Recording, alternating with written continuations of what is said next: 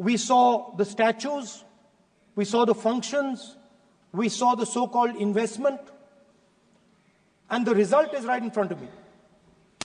Manufacturing fell from 15.3% of GDP in 2014 to 12.6% of GDP today. That is the lowest share of manufacturing in 60 years. I'm not even blaming the Prime Minister, because I think it would not be fair to say he didn't try. I could say that the Prime Minister tried, and I think conceptually Make in India was a good idea, but it's pretty clear that he failed, because manufacturing went from 15.3% of GDP to 12.6%. So the first question that any alternative vision would answer to the youngsters of our country is, okay, what and how are we going to solve this problem of employment?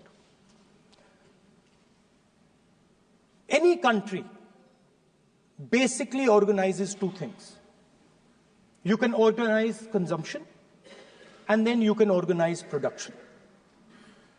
Modern way of saying organizing consumption is services. Modern way of saying organizing production is manufacturing. But there is more to production than simply manufacturing. For example, agriculture also is about production. Now, pretty much every government since 1990 has done a decent job on consumption, on organizing consumption. Which are the companies that organize consumption? Uber organizes consumption. Reliance organizes consumption. Adani organizes consumption. But we have, as a country, failed in organizing production. We have excellent companies that try to organize production. They are the Mahindras of this world. They are the Bajajs of this world. Part of Tata's organizes production, but the record of the country in organizing production is dismal. And essentially what we have done is we have handed over the organization of production to the Chinese. So this mobile phone, even though we are saying we make this mobile phone in India, that is not a fact. This phone is not made in India. This phone is assembled in India. All the components of this phone are made in China. The network that has produced this phone is made in China, is owned by China. So every time we use a phone, every time we wear a Chinese shirt, a Bangladeshi shirt, every time we wear a pair of Chinese sneakers, we are paying a tax to China. Because some Chinese youngster is earning a salary to make or to produce that product. So the first message I would give in a presidential address would be that India has to focus completely on production. Because if we do not focus on production and we continue to focus only on consumption, we will find that we will run huge deficits, we will increase inequality, and eventually we will run into a serious problem. Social problem because of unemployment, which we are already facing. If you look at the numbers of the amount of people who are in jail, if you look at the numbers that are spent on internal security, if you look at the numbers spent on our police forces, they're all spiraling. They're all rising. And everybody understands that social tension is on the rise in India. So now the next question comes, okay, so where is this employment going to come from? What is India going to produce? And for that, I'd like to tell all the youngsters of this country that there is a revolution taking place, an exciting revolution. The world is transforming completely. And the change that is taking place, at the heart of the change that is taking place, we are moving from the world of the internal combustion engine to the world of the electric motor. We are moving from petrol to batteries. We are moving wind, solar, potentially nuclear energy. So our entire way of moving is changing.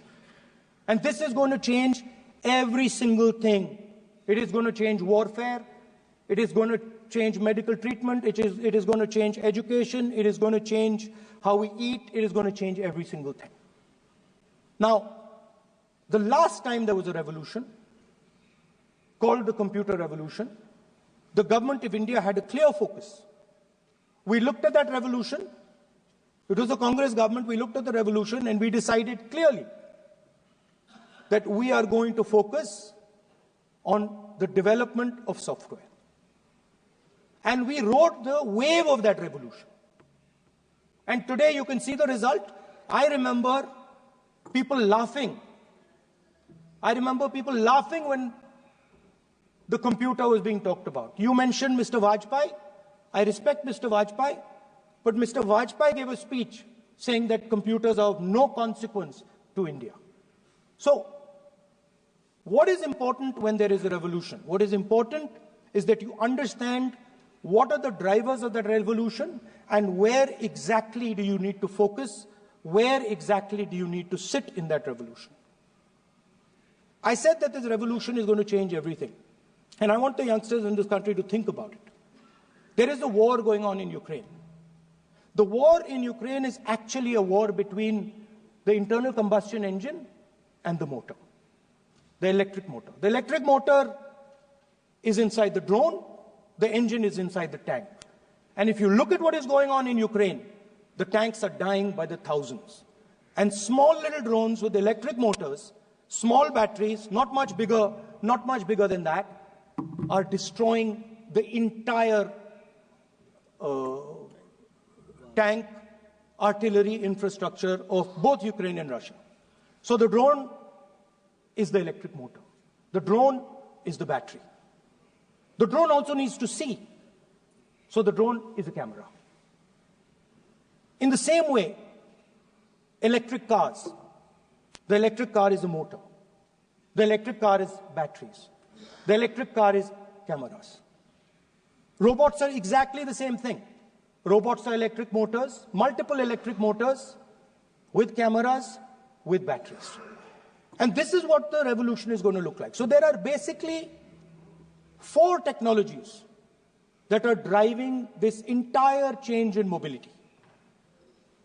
Electric motors, batteries, optics, and then on top of that, you can apply AI. Now I want to tell the youngsters of this country, people talk about AI. But it's important to understand that AI on its own is absolutely meaningless. Because AI operates on top of data. Without data, AI means nothing. And if we look at data today, there is one thing which is very clear. Every single piece of data that comes out of the production system in the world, the data that was used to make this phone, the data that is used to make electric cars, the data that is used to make basically all electronics on the planet today is owned by China. And the consumption data is owned by the United States. In China, the consumption data is owned by China, but in India, companies like Google, companies like Facebook, companies like Instagram, X, they own our consumption data. So if India wants to talk about AI, it has to first answer the question, what data is going to power that AI? And the answer today is India does not have that data. Neither does India have production data, neither does India have consumption data. We have handed our consumption data to the big American companies, and the production data we don't have anyway. So what would that vision look like? The first thing, we would start getting youngsters excited about this revolution. We would start to introduce the idea of a completely new way of moving, a complete revolution in how things move.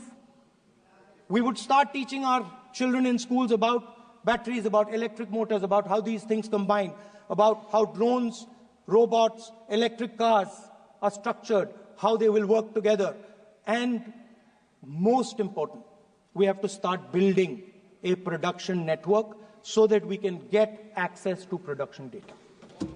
Now, what would we focus on? We would not give you a laundry list.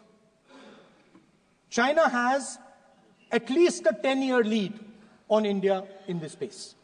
China has been working on batteries, robots, motors, optics for the last 10 years, and we are behind.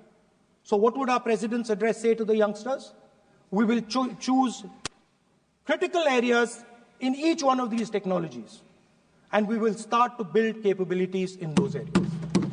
The second thing we would do, we would ensure that our banking system is not captured by 2 or 3 companies that basically do not allow you to build a production system.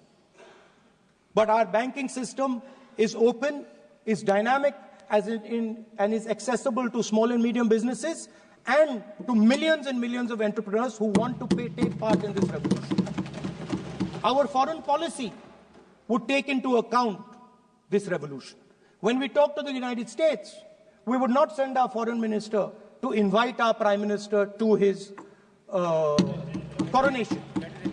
We would not send him 3 or 4 times, please invite our prime minister. Because if we had a production system and if we were working on these technologies, the American president would come here and invite the prime minister. So it is important to understand where a... Please.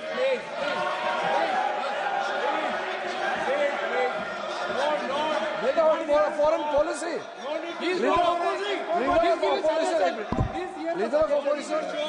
Leader of opposition cannot make such serious, unsubstantiated statement. This is related to the relation between 2 countries. And he is making an unverified statement about invitation of the Prime Minister of our country. It's better than our dignity. How can you make such kind of statement? He's leader of opposition, sir. He should be responsible in making such statement. Sir, LOP is giving us very positive suggestions. Why they are worried, sir? For the country, he is giving. Leader of opposition has the information from any official source. He must inform the House. If leader of opposition has the information, please inform the House. Okay. Who has told you that foreign ministers visited for the purpose which you have mentioned? You must specify it. So, I'm sorry that disturbed you, that question. I apologize for disturbing your peace of mind. It's okay. I've apologized. I've apologized for disturbing your peace of mind. I'm sorry. Apologize for lying to the House. ऐसा नहीं होता है. तो serious होना चाहिए leader of opposition को. कम से कम देश के मामले में तो एक हो. देश के मामले में तो एक वॉइस से बोलना चाहिए. ये गलत बात है. ये ठीक नहीं है. लीडर ऑफ अपोजिशन को इस तरह का बयानबाजी नहीं करना चाहिए. ये गंभीर विषय पर चर्चा चल रही है. इसका गौरव विषय है. So we would start by telling our young men and women that they have to be at the forefront of this revolution. We cannot afford that the Chinese are at the forefront of this revolution. Number 1.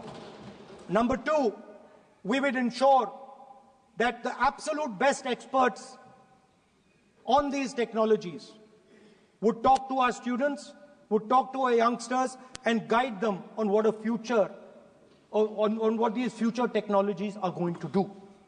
We would make them partners in this revolution. Now, we talk about defense. And today, we have the Chinese, and the Prime Minister has denied it, and the army has contradicted the Prime Minister. It's true. The Prime Minister has denied it. The Prime Minister has denied it, and the army has disagreed with the Prime Minister that China is sitting on 4,000 square kilometers of our land, of our territory.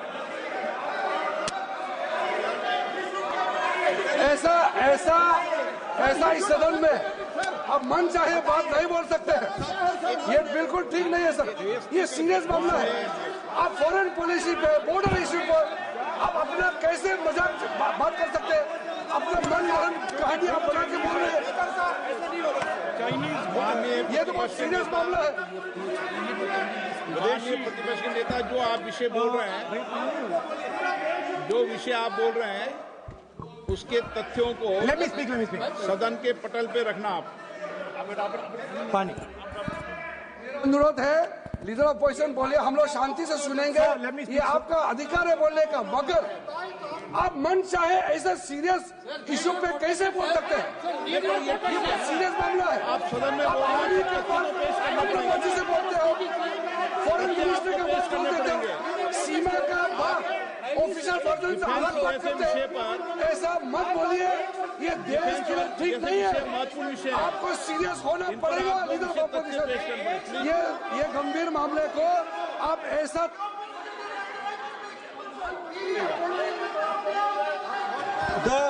the Prime Minister has denied that Chinese forces are inside our territory, but for some reason our army keeps talking to the Chinese about their entry into our territory, and our Chief of Army Staff has said that the Chinese are inside our territory. This is a fact. This is not invention, this is a fact. Now, but the reason China is inside our territory is important. Because people think that wars are fought between armies and their weapons. But the fact of the matter is that wars are fought by industrial systems. The fact of the matter is that China has an industrial system that is far stronger, far bigger than our industrial system. And that is why they have the guts to come inside this country. The reason China is sitting inside this country is because Make in India has failed. The reason China is sitting inside this country is because India is refusing to produce. And I am worried that India is going to give up this revolution to the Chinese once again. The reason I made this reference is because everything is connected. If and when we fight a war with China, we will be fighting with Chinese electric motors, Chinese batteries, Chinese optics, and we will be buying Chinese motors, Chinese optics, Chinese batteries. It is a non-sustainable proposition. That is why, for our security, for the future of our children, for the future of our country, we have to build a production system, and we cannot allow this revolution to go by. Now, the next step, we have a strategic partner called the United States. The partnership should focus on how India and the United States can work together to take advantage of this revolution. That is what the conversation should be on. Please understand that India is as important as the United States for the simple reason that they cannot build an industrial system without us. They cannot build a production system without us. No matter what they say, the Americans simply cannot do what India can do because their cost structure is much, much, much more expensive than ours. We can build things that the Americans would never imagine. India can do that.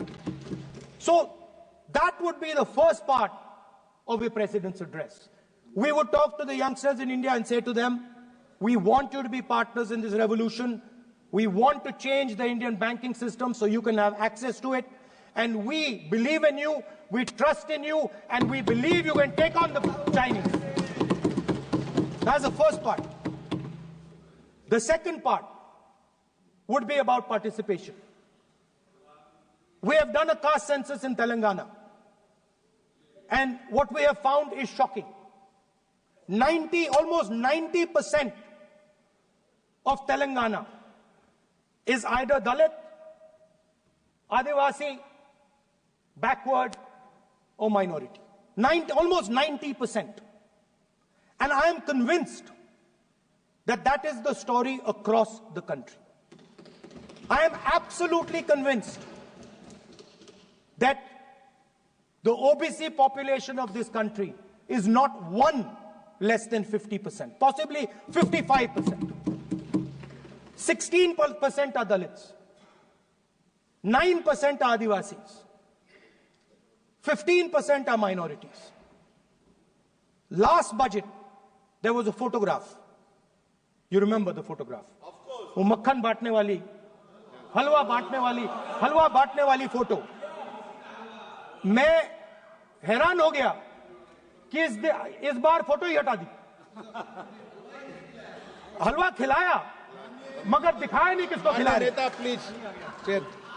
तो at the center of any new development paradigm for this country, which runs parallel with the production paradigm I spoke of, which works together with the production paradigm I spoke of, is the participation of lower castes, OBCs, Dalits, Adivasis in the wealth of this country. If we look at the largest corporates in this country, they're all owned. None of them are owned by OBCs. None of them are owned by Dalits. None of them are owned by tribals. If we look at the biggest media companies that support the Prime Minister, every day we see the Prime Minister's pleasant face, smiling face on these media. None of them are owned by OBCs. None of them are owned by Dalits. None of them are owned by Adivasis. This is the fact. So central to any new development paradigm is the architecture of a new paradigm. And that architecture of the new paradigm can only be built once the caste census is placed on this table.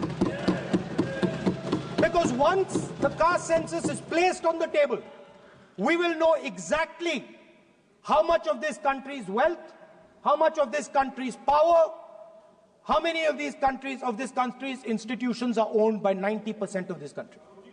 There are OBC MPs in the BJP. There are OBC MPs in the BJP. There are Dalit MPs in the BJP. There are Adivasi MPs in the BJP. Remember, you are OBCs, you have 50% of the population, and you have absolutely no power. I know that you're sitting there and you cannot even open your mouth. That is the truth of the country. प्रधानमंत्री का चेहरा आपको दिखाई नहीं देता है. जाति जनगणना, प्रधानमंत्री का चेहरा आपको दिखाई नहीं देता है. आर्किटेक्चर, अंधे हो गए. Participation, revolution in this country that we are going to bring. ये अंधेरा हो गया है. पार्लियामेंट में है. ये कुछ दिखता नहीं है. सोनिया गांधी, प्रियंका, ये लीडर ऑपोजिशन को कुछ दिखाई नहीं देता है. ओबीसी बात करते हैं. So the idea is, Speaker, so the idea.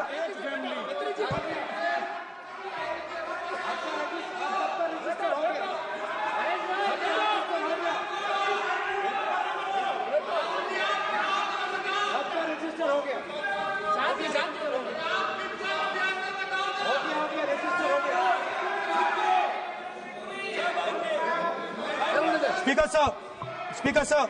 So the idea is, on one side, allow India and the Indian youngsters to participate in the coming mobility revolution.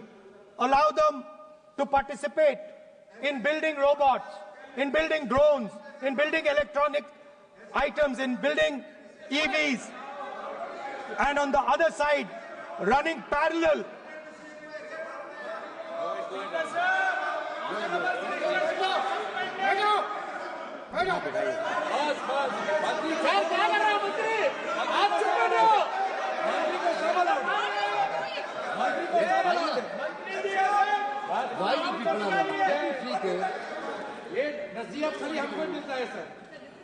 मैंने उनको ही मना The country, किया, Speaker sir. ऐसा नहीं है। So- आप भी बहुत डिस्टर्बेंस करते हैं। Okay, Speaker sir. So parallel ideas. One idea: participate in the mobility revolution. Whether you're thinking of economy, weapons, production, healthcare, India should participate in this revolution. India should become the master of the electric motor, master of the battery, master of optics, and master of AI applied on top of that production system. Now imagine the power of AI when we apply it to the caste census. You imagine what we will do with AI and what we will do with the social revolution in this country when we start to apply AI on the data that we get from the caste census. So we are going to run a parallel track. On one side, participation, revolutionizing the participation of Dalits, OBCs, Adivasis in the ruling of this country, in the institutions of this country, in distribution of wealth of this country. And on the other side, parallel track, challenge the Chinese and participate in the revolution and defeat the Chinese in electric motors, batteries, solar panels, and wind. So that is the first two parts of any presidential election address that any India Gathbandhan leader would give you. The final, of course, we go back to the Constitution. This, our favorite, just like the production system is a weapon, just like Jati Jangarna is a weapon of transformation, this is what the entire architecture is built on. I remember before the elections, all of you were saying 400 par, and you were saying you would change this. And then I was glad to see that the Prime Minister walked in and then was forced to bow his head in front of the Constitution. It was a moment of pride for all Congress people that we had explained to the Prime Minister and to the whole country that no force will dare touch this. I know that the RSS has never accepted this. Mohan Bhagwatji has said that India didn't get independence in 1947. He has said that this constitution is meaningless. I know that that is at your heart. We will never let your dream come true. This constitution is going to rule India always. Now, एक minute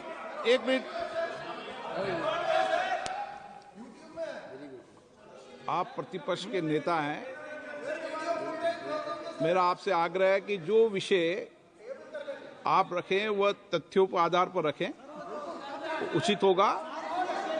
मैंने आपको पहले भी कहा, और जो सदन के सदस्य नहीं हैं उनकी चर्चा न करें। बताता हूं सर, मोहन भागवत आप नियम प्रक्रियाओं की पालन करें, आपसे अपेक्षा। सर, मोहन भागवत जी ने स्टेटमेंट दिया। मोहन भागवत का statement sir, one second. We will authenticate. Speaker sir, We will authenticate. Speaker sir, Mohan Bhagwat ji made a statement saying that India did not receive independence in 1947. It received independence when the Ram Mandir was inaugurated. We will place that on the table. Now, sir, I would like to mention one small thing, but very important thing.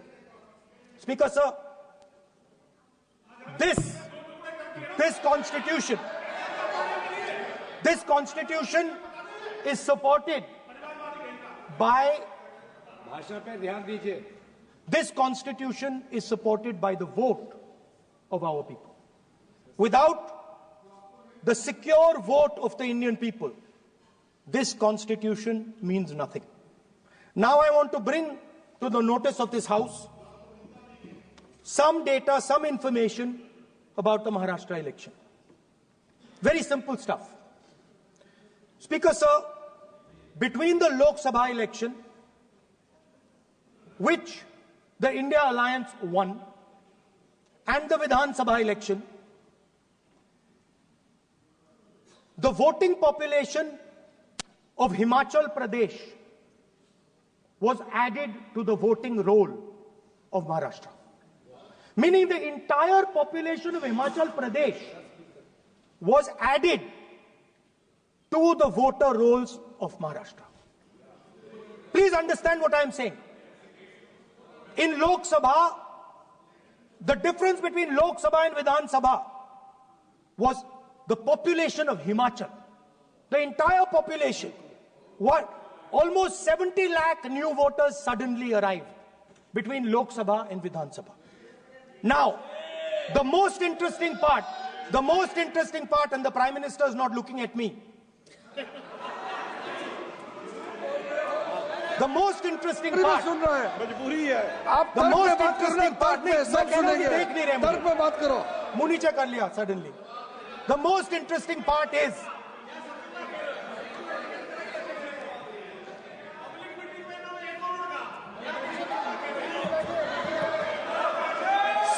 Sir, Maharashtra mein more voters were added in 5 months in Maharashtra than were added in 5 years in Maharashtra. जितने 5 साल में add हुए उससे ज्यादा 5 महीने में add हुए, आखिरी 5 महीने में लोकसभा चुनाव के बाद. सर, एक बिल्डिंग है सर शिरडी में, एक बिल्डिंग में 7,000 नए वोटर एक बिल्डिंग में ऐड हुए सर. एक बिल्डिंग में 7,000 नए वोटर ऐड हुए सर. सर, मैं कोई आरोप नहीं लगा रहा हूं, मैं सिर्फ ये कह रहा हूं सर कि ये इसमें कुछ ना कुछ प्रॉब्लमैटिक है कि हिमाचल प्रदेश जितने बड़े वोटर्स लोकसभा के बाद जादू से आ जाते हैं.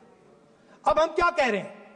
हमने इलेक्शन कमीशन से रिपीटेडली कहा है कि हम आरोप नहीं लगा रहे हैं. आप एक काम कीजिए, हमें लोकसभा की वोटर लिस्ट दे दीजिए, नेम, एड्रेस और इलेक्ट्रॉनिकली दीजिए, और विधानसभा नहीं है. नहीं सर, नहीं.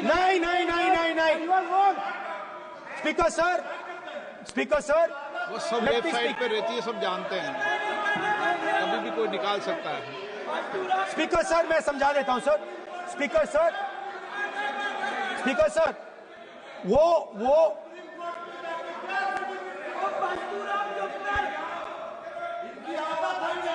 Speaker sir, we have asked. Speaker sir,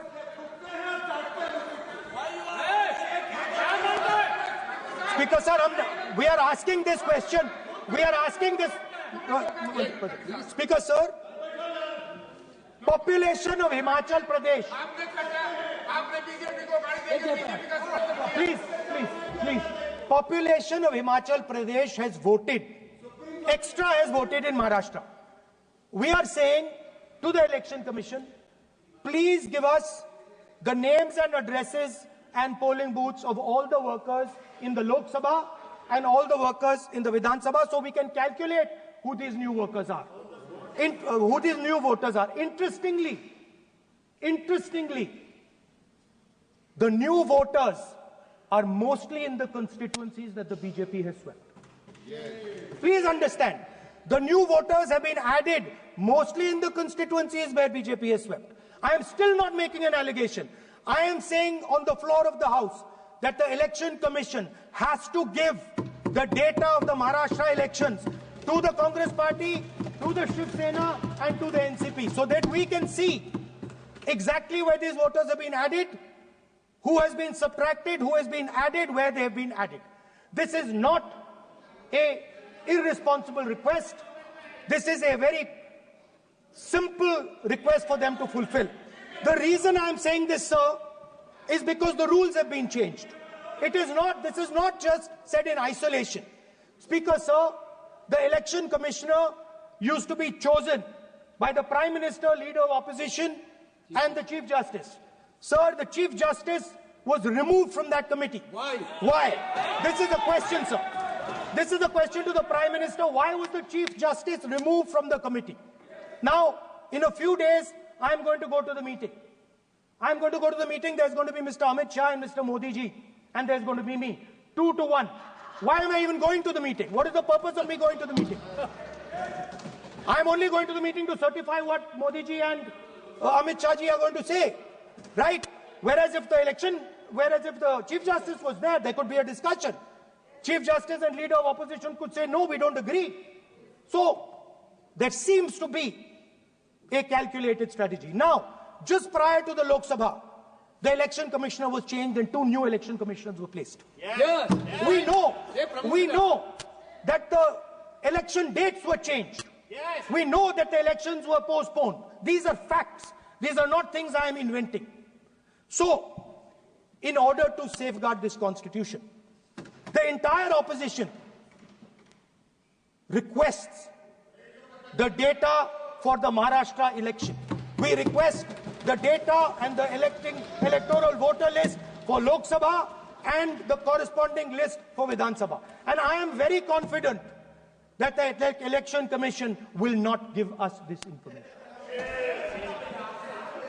Speaker sir, that is broadly. So the third element of our President's address would be a determined defense of India's institutions, of our democratic system, and a re-look at our entire democratic framework, and the looking again at all the institutions that have been taken away from the people of India. So those would be the type of things that we would say in a presidential address. I'd like to finally say one thing. In the last, थोड़ा बढ़ा देता हूँ. अब मैं थोड़ा और खींचूंगा. अब और खींचूंगा थोड़ा. अब और खींचूंगा. So in the last, there is a background, a philosophical background to what I am saying. Essentially, what I am saying to the youngsters of India and to this house is that instead of focusing on multiple things, instead of telling us a laundry list, give us a strategy, give us a vision, make it clear, right? Now, there is a philosophical basis to this. There is even a deep philosophical basis to this. I showed you the picture of Shivji, which you didn't allow me to show. I showed that picture for a reason. What does that picture tell us? If you look at that picture carefully, it tells us focus carefully. Do not get distracted. Do not look here and there. Do the job at hand. So there is a philosophical basis to the speech I have given. I have not told the House and the country that we will do this, and this. This is the philosophy of Shivji. Say what you have to say, but be clear that you're going to do that one thing and don't do 56, 70 different things. So there is a link between our philosophical tradition, our religious tradition, and what I'm saying. And that is what India needs to do. India needs to connect the past, the values of the past. You talk about Sardar Patel ji, but you destroy Sardar Patel ji's values every day. You talk about Ambedkar ji, you destroy his values every day. You talk about Nehru ji. No, you don't talk about Nehru ji. Right? You bow in front of Buddha. You destroy what he says. So the point is, you have to be truthful to what you are, right? And it is important that when you are giving a way forward to the nation, there is clarity of purpose. There is no hatred, there is no violence, there is no anger, because these things are destroying our country. So my speech has not been angry, has not been nasty. My speech has been very polite, very kind, and I thank the Prime Minister for coming and listening to it. माननीय श्री नरेश चंद पटेल,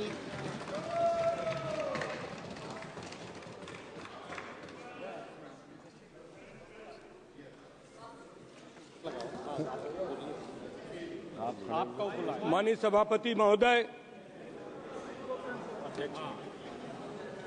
अध्यक्ष जी, जाने वाले कोई नहीं रोक पाएगा। आप तो अपना भाषण दीजिए। महोदय, सबसे पहले मैं आपका धन्यवाद करना चाहता हूं कि आपने महामहिम राष्ट्रपति के अभिभाषण के धन्यवाद प्रस्ताव पर मुझे बोलने का मौका दिया। मानवर, इस सदन में बोलते हुए सबसे पहले मैं महाकुंभ में हुई दुखद घटना को स्मरण करना चाहता हूं। उन सभी श्रद्धालुओं और भक्तों को मेरी भावपूर्ण श्रद्धांजलि। मानवर, जिन्होंने अपने जीवन की आस्था और भक्ति के साथ पवित्र स्नान करने का संकल्प लिया था, लेकिन दुर्भाग्यवश प्रशासनिक कुप्रबंधन और लापरवाही के चलते वो काल के गाल में समा गए। मानवर, ये कोई प्राकृतिक आपदा नहीं थी, बल्कि सरकार की नाकामी का ये एक जीता जागता उदाहरण था। महाकुंभ, जिसे दुनिया का सबसे बड़ा आध्यात्मिक आयोजन माना जाता है, जो लाखों करोड़ों श्रद्धालुओं की आस्था और विश्वास का केंद्र है, ये केवल एक धार्मिक आयोजन नहीं था, बल्कि भारत की सांस्कृतिक और आध्यात्मिक धरोहर का प्रतीक है। परंतु जिस प्रकार की अव्यवस्था इस बार रही, वो न केवल दुर्भाग्यपूर्ण है, बल्कि सरकार की संवेदनशीलहीनता और प्रशासनिक कुप्रबंधन को उजागर करती है। मानवर, क्या यह सरकार को पता नहीं था कि इतने विशाल आयोजन में भारी संख्या में श्रद्धालु आएंगे? क्या योजनाएं केवल कागज में बनती हैं, जो जमीनी स्तर पर कुछ नहीं है? मानवर, इस महाकुंभ में बड़ी बड़ी बातें की गई कि हम इस तरीके का प्रबंधन कर रहे हैं, लेकिन आज तक सरकार ने महाकुंभ में मरने वालों की सूची जारी नहीं की। हमारे नेता माननीय अखिलेश यादव जी ने सदन में पहले दिन कहा था कि महाकुंभ पर चर्चा हो। ये दुनिया का बड़ा मेला, इस मेले में इतनी बड़ी अव्यवस्था, डबल इंजन की सरकार, और डबल इंजन की सरकार में जिस तरीके का जनता के साथ मजाक हुआ, ये घोर निंदनीय है। मानवर, इस सरकार में असफलताओं की बहुत लंबी सूची है। मानवर, शिक्षा जो किसी राष्ट्र की बुनियाद होती है, आज भ्रष्टाचार की गर्त में जा चुकी है। हर प्रतियोगी परीक्षा में मानवर मजाक बनकर रह गई है। मानवर, बिहार से लेकर उत्तर प्रदेश, महाराष्ट्र, गुजरात में जगह जगह पेपर लीक हो रहे हैं। सरकार ने एनटीए, नेशनल टेस्टिंग एजेंसी का गठन बड़े बड़े वादों के साथ होते कहा गया। मानवर, ये संस्था निष्पक्षता, पारदर्शिता की नई मिसाल कायम करेगी, लेकिन आज ये हालत है कि परीक्षा प्रारंभ होने से पहले ही सोशल मीडिया में पेपर लीक हो जाते हैं। क्या यही सरकार की पारदर्शिता है? क्या यही डिजिटल इंडिया का सच है? नीट की परीक्षा, जो लाखों छात्रों के मेडिकल के करियर को भविष्य तय करती है, उसके बार बार पेपर लीक की घटनाएं होती हैं। मानवल, रेलवे भर्ती, एसएससी की परीक्षा, यूजीसी, नेट, कोई भी परीक्षा इस सरकार की अक्षमता से बच नहीं पाई है। एनटीए को स्थापित करने पर सरकार ने जो बड़े बड़े दावे किए थे, वो मानवर खोखले निकले। मानवर, महामहिम राष्ट्रपति के अभिभाषण में किसानों की फसलों के मूल्य के एमएसपी की गारंटी का कोई जिक्र नहीं है।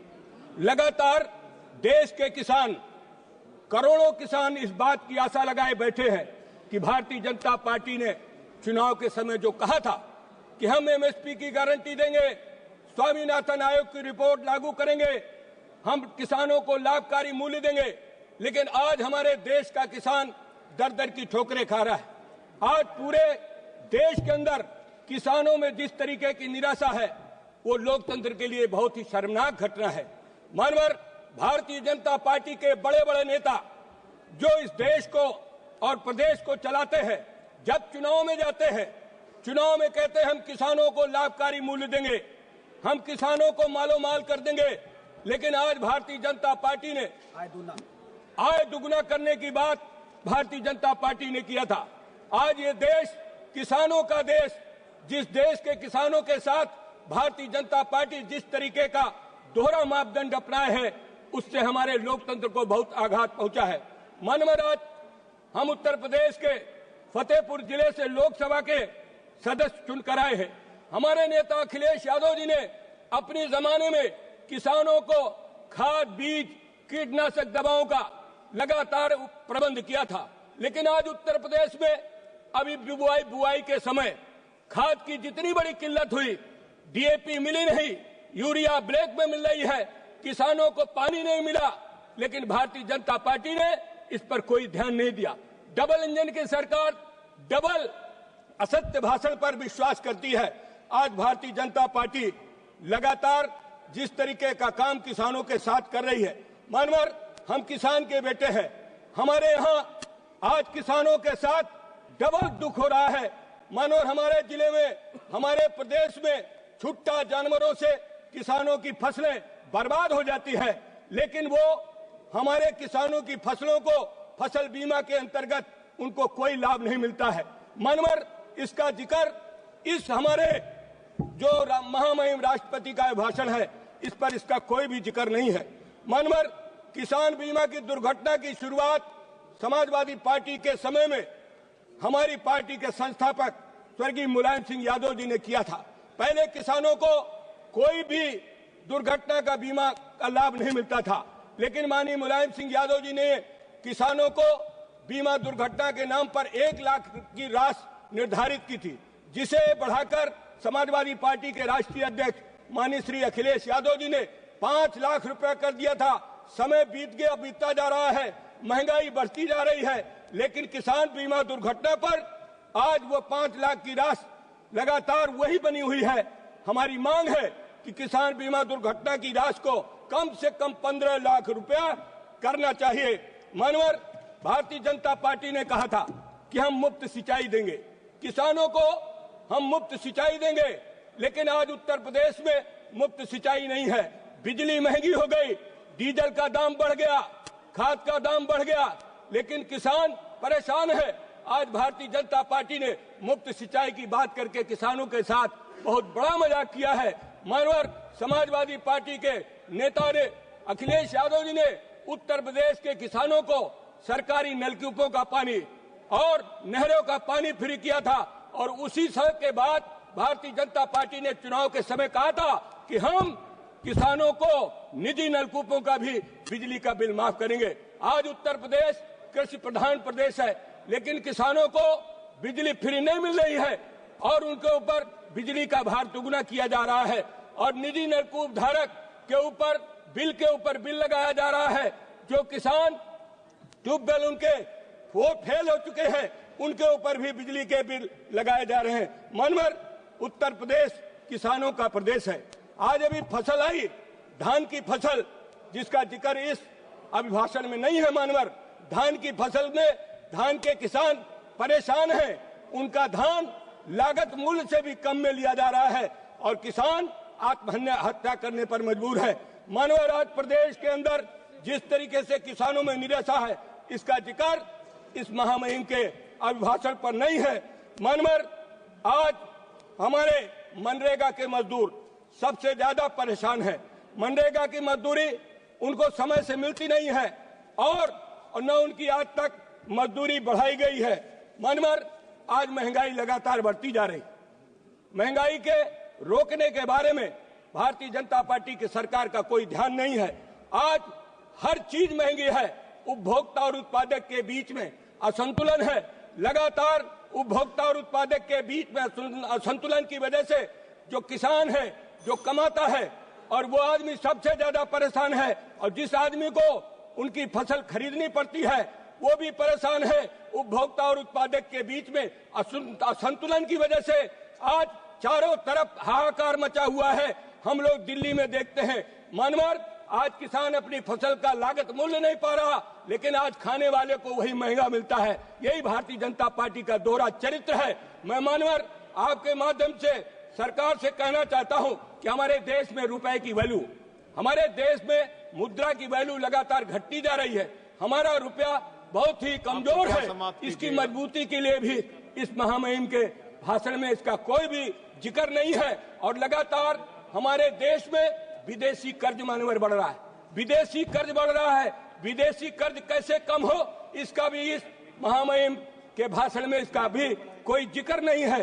किसानों को आज दर दर की ठोकरें खाना न पड़े, इसलिए मानवर मैं कहना चाहता हूँ, आज हमारे किसान जो पिछड़े हैं, दलित हैं, अल्पसंख्यक हैं, आदिवासी हैं, उनका रिजर्वेशन भी मानवर आज भारतीय जनता पार्टी ने पूरा का पूरा चौपट कर दिया है। जो किसानों के बच्चे हैं वो पिछड़े वर्ग से, दलित समाज से, अल्पसंख्यक समाज से आते हैं, लेकिन भारतीय जनता पार्टी ने संविधान में प्रदत्त जो आरक्षण है उसको भी आरक्षण खत्म करने का पार्टी लगातार महिलाओं के साथ भी अन्याय करती जा रही है। और मानवर नारी शक्ति बंधन अधिनियम लागू करने की बात कहा। मैडम प्लीज, के नेताओं के भाषण सुने कि हमने लोकसभा और राज्यसभा में उनको 33% आरक्षण दिया था, लेकिन मानवर ये कब लागू होगा नारी शक्ति बंधन अधिनियम, इसके लिए मैं मांग करता हूँ। मानवर राज्यपाल महामहिम डॉक्टर दास्तीगार, भाषण में मुझे डॉक्टर दास्तीगार मौका दिया, मैं आपका बहुत बहुत धन्यवाद करता हूँ।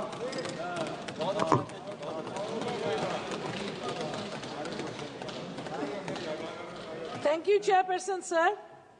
I stand here on behalf of All India Trinamool Congress and my leader, Srimati Mamata Banerjee, to take part in the motion of thanks of the speech addressed to both the houses by Mahamahim Rashtrapati Ji, Srimati Draupadi Murmu. I also express my greetings. Today is Vasant Panchami to all members here and to all the citizens. And I wish there was a holiday for us. Itminan se puja karte.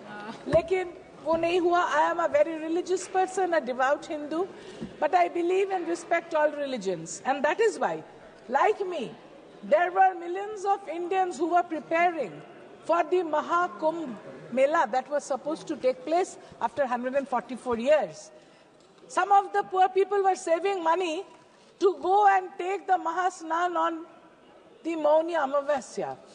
Sad to say, Mahamahim Rashtrapati Ji in her message spent only 61 words to express her sorrow and has not condemned the death, has not given condolence message to the families of the dead.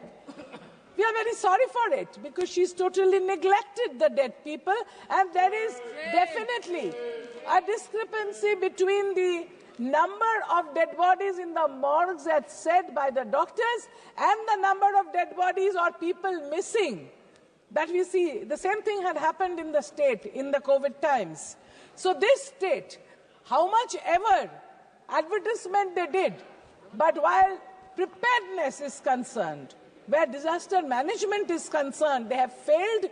They are giving zero because they should not be given this kind of responsibility where they play with the lives of the common man like this. Now, after we go on to her speech where she mentions about the middle class, you know, as per as the National Council of Applied Economic Research says, 30% of the total population of India belong to the middle class. And we had the budget on the next day in which a lot of promises were made. Who is the middle class? People who earn between 2 and 10 lakhs of rupees per year supposed to be the middle class. But what about the inflation? What about the food inflation? And what about the support to the farmers? What about waiving of the loans for the farmers? Nothing is mentioned in the speech of Mahamahim Rashtrapati Ji. I'm sorry to say the multinationals and the billionaires' loans have been waived off by the banks, but not that of the farmers. This is absolutely unwarranted in a country where we depend on the farmers for our food. The people, we live in the cities, we don't grow our food, the farmers do, they toil in and out, and they were sitting at the Singhu water In the border, they were tortured, but they were not given the waivers.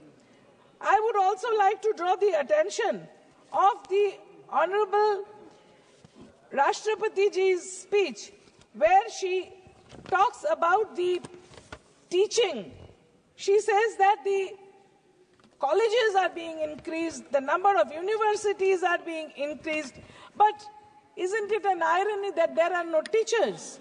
The number of teachers are not being increased, and the amount is absolutely ridiculous.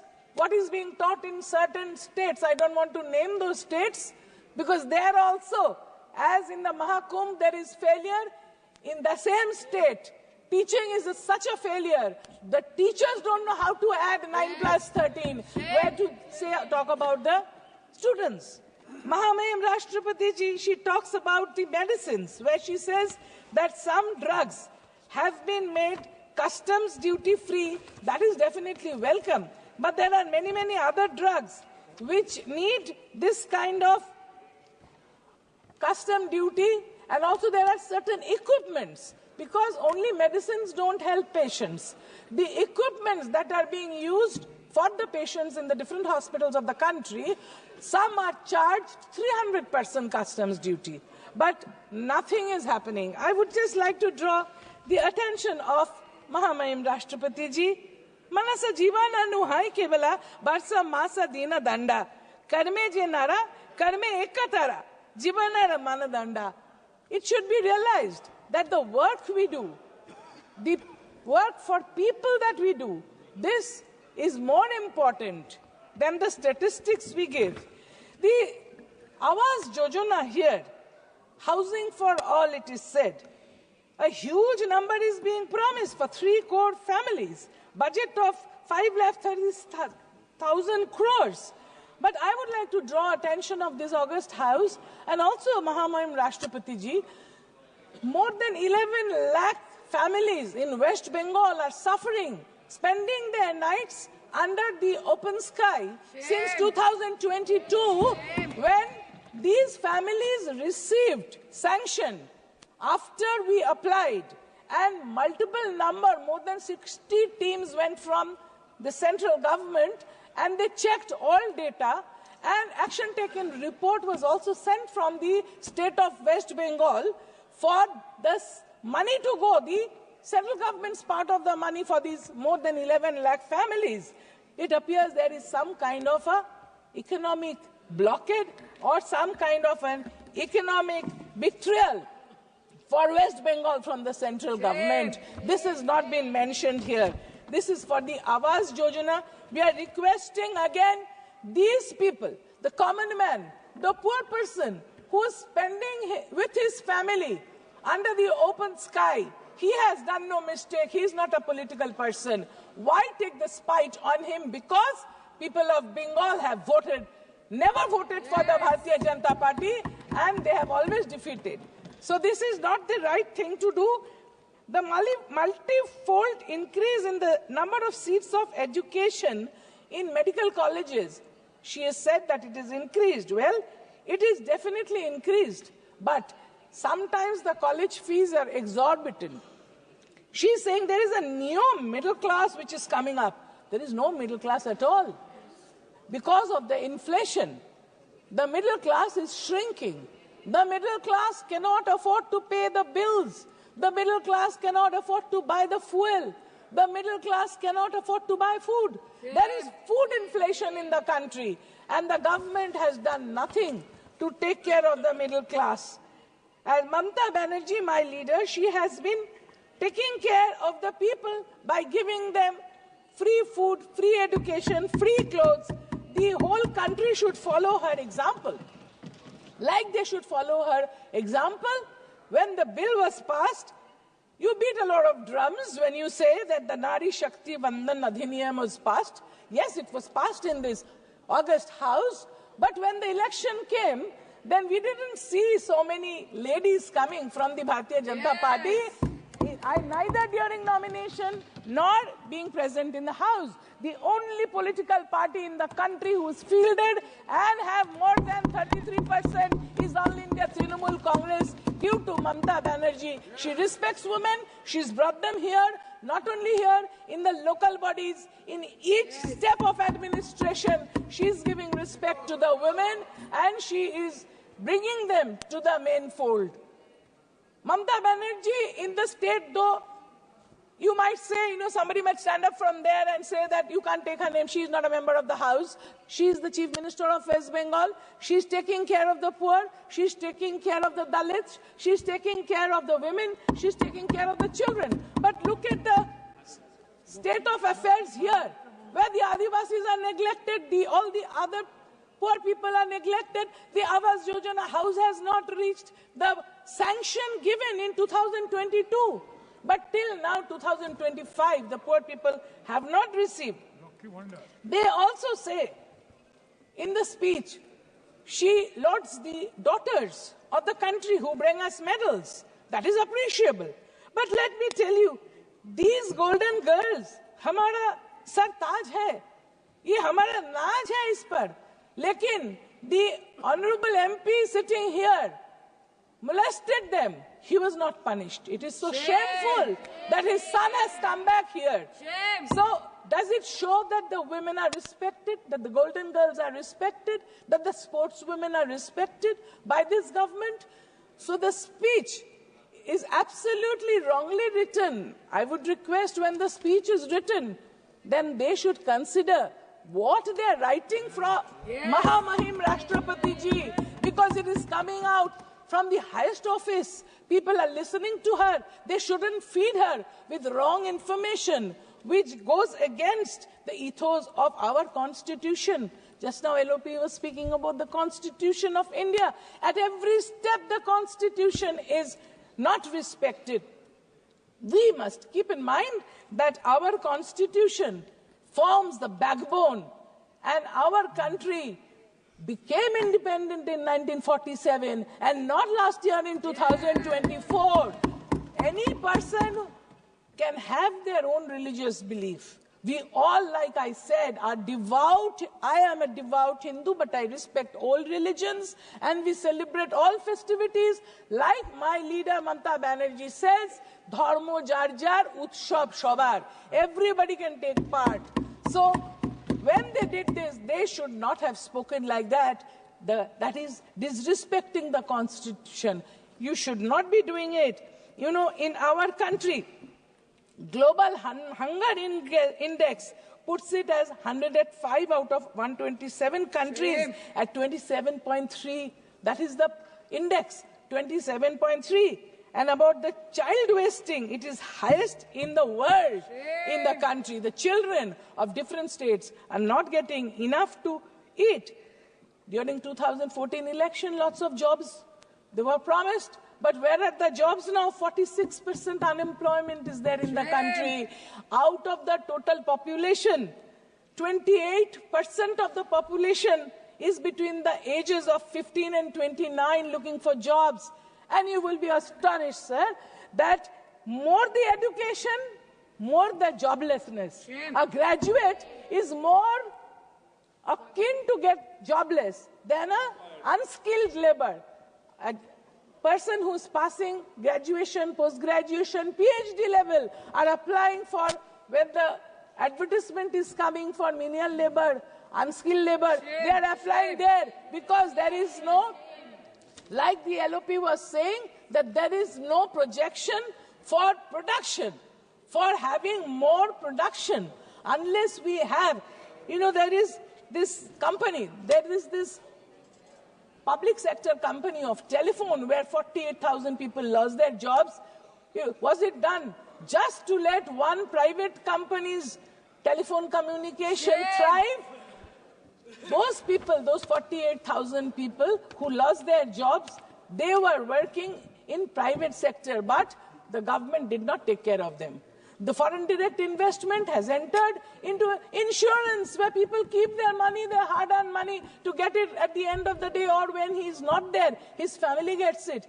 If you have FDI coming into that, if you have FDI coming into seeds, when the seeds bill was passed, the farmers protested. Nobody listened to them.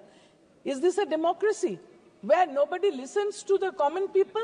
and you just go on passing bills, which are like we protested when the common NET was done, you know, the National Eligibility Entrance Test. We requested let it happen in regional languages throughout the country because students are used to study in their mother tongue. And when they're applying for it in class 11 and 12 standard, let them sit and write that in their own language.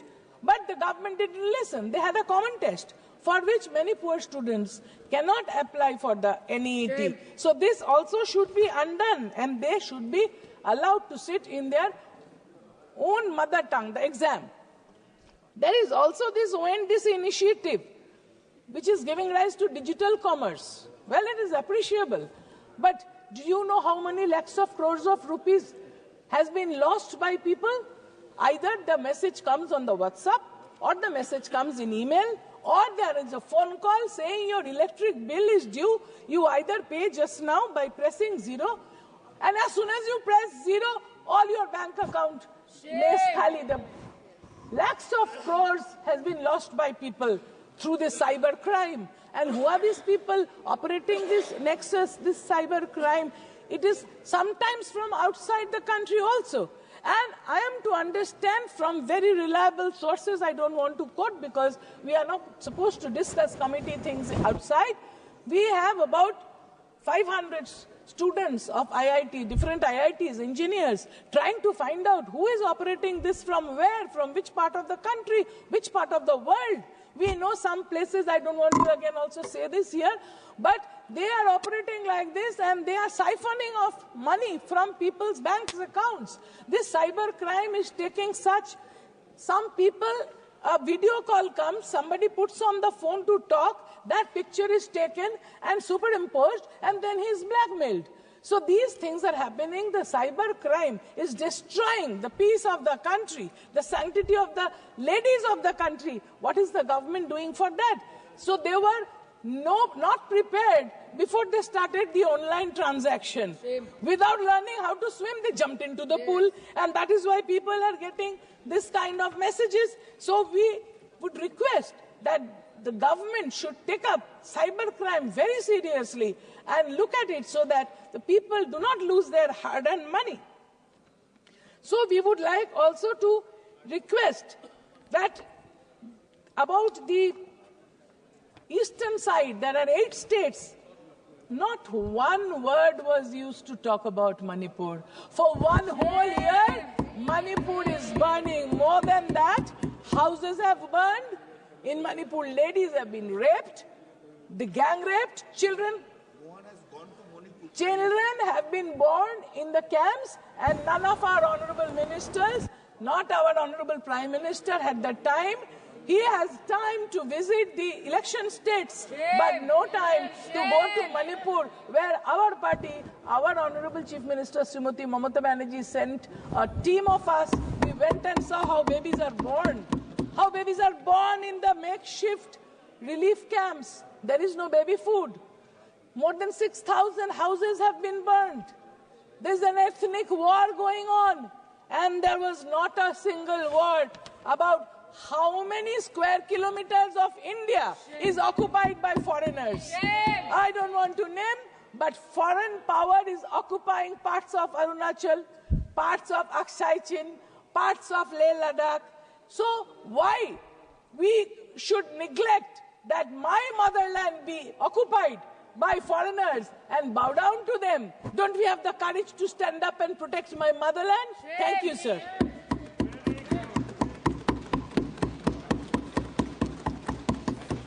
Srimati Kani Moji. Thank you, sir. I rise to speak on the motion of thanks to the President's address on behalf of my party, the DMK.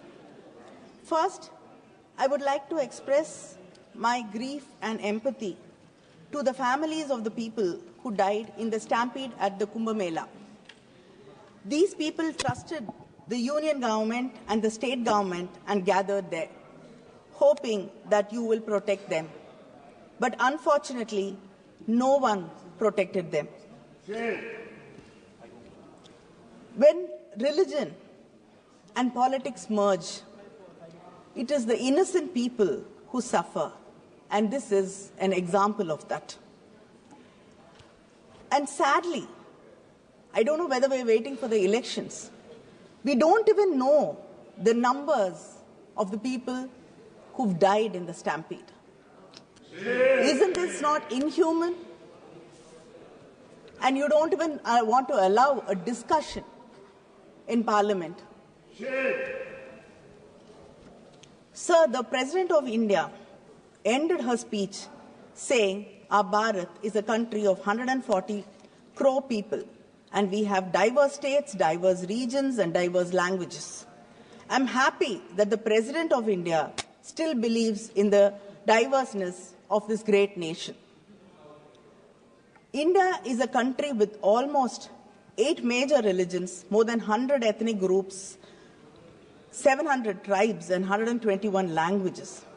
As a nation, we have always celebrated this diversity, and our unity is deeply rooted in this diversity.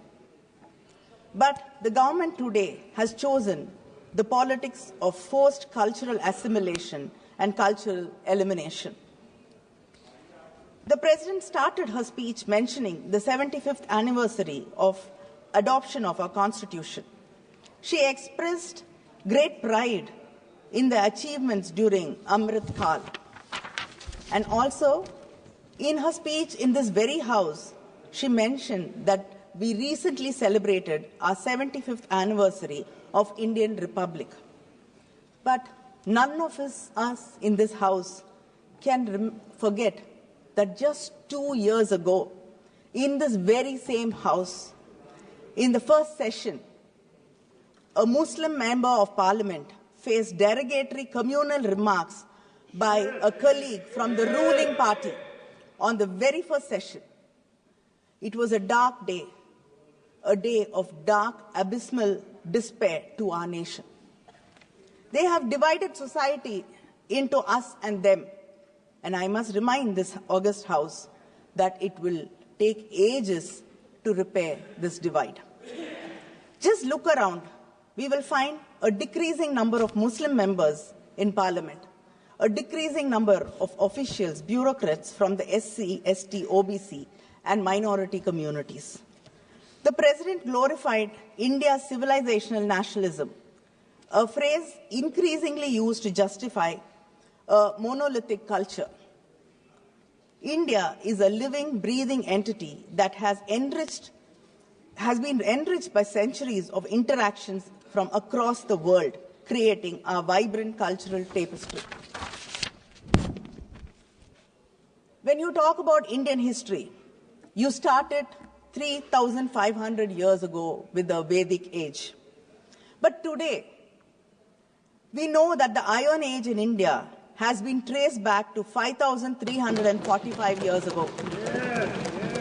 Our Chief Minister, M.K. Stalin, has proudly proclaimed to the world and based on scientific evidence validated by international labs like Beta Analytics in Florida, that Shivakalai, a small, sleepy village in Thoothukudi district, today holds within it the proof of iron smelting and usage. This is the oldest finding in India till today. Where the MP comes from? The union government till today has not even commented about this finding, which is very important internationally. When you exclude this truth, you just not only exclude us, but you are excluding yourselves from the great legacy of Dravidian civilization. The proponents of Hindutva ideology have this question: who is an Indian and who is not? V.D. Savarkar came up with an answer many years ago. A loyal Indian is one who is attached to the geography of India, who is born in India, and whose religion has indigenous roots. A Hindu means a person who regards this land from the Indus to the seas as his fatherland and as well as his holy land. But let me remind this House of the words of Sardar Vallabhbhai Patel, a Congress leader who you seem to have taken over and invoke frequently. In 1947, when it was suggested to him that India should be declared as a Hindu state, Sardar Patel replied, "We must not forget that there are, quote, that there are other minorities whose protection is our primary responsibility." In 1950, he stated, "Ours is a secular state." I like to underline, he said that ours is a secular state, and we cannot fashion our politics in the way of Pakistan is doing. Here, every Muslim should feel that he is an Indian citizen and has equal rights as an Indian. The government celebrates Sardar Vallabhbhai Patel. It disregards most of his fundamental principles. If you truly respect him, please protect every citizen, honor every culture, and stop selective imposition of one ideology over the rest. Building a 3,000 crore statue of unity is not paying respect to him. Please understand his words and implement it. That is true tribute to any leader. But this government ensures in every possible way that the minorities of this country do not feel comfortable. They are kept on edge and feel like outsiders. The CAA, Triple Talaq, the Work Board Bill, the Uniform Civil Code, mob lynching, and state excesses are the unending examples of how you push the minorities and make them feel threatened. In August 2019, this government revoked the autonomy of Kashmir, the only Muslim majority state in India, and made it a union territory. Around the same time, you passed a new amendment to the anti-terror law. In this amendment ensured and gave you the right to classify individuals as terrorists and promoters of terrorism. And under this law, hundreds of Kashmiri politicians, activists were jailed, civil liberties were suspended, and protests banned. A few months later, the CAA, this provided a fast track to citizenship for many minority communities. The law specified that communities which could use this law were Buddhists, Christians, Hindus, Jains, Parsis, and Sikhs. These communities made it to the list, but the Muslims were omitted despite their presence in countries where they are minorities and have been persecuted and have even suffered violent attacks.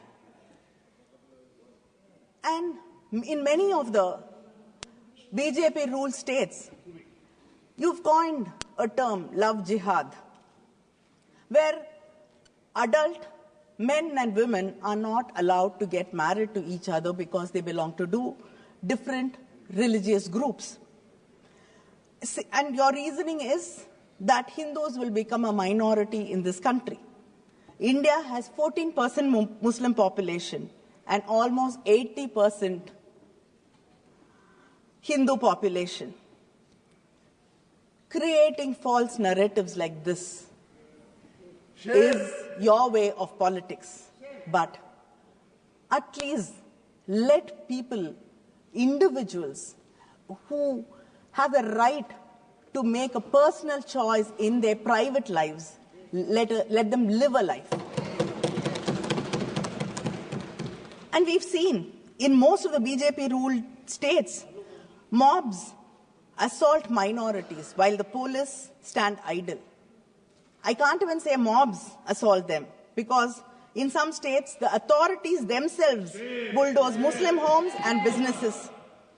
And lynchings cannot become widespread without atmosphere of impunity which you are ready to give. Attack on civil society groups are surging. Any voice of dissent is called anti-national.